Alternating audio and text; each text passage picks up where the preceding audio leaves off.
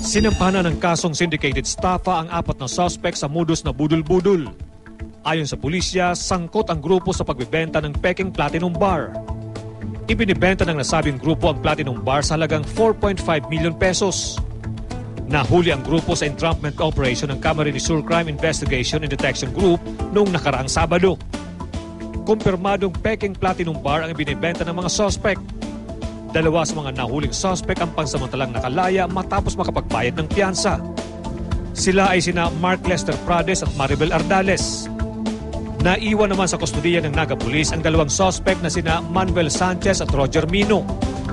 Nananawagan naman ngayon ang mga otoridad sa mga biktima ng naturang sindikato na lumapit sa CIDG para makapagsampa na sila ng kaso. Ang modus operandi nila, nagpo-post sila as mga nagpapakilala silang may mga nakita silang treasure. So part of this na nakita lang ito sa yung treasure hunting. So marami pa daw ito. Yun ang nila, yun ang pinapalabas nila.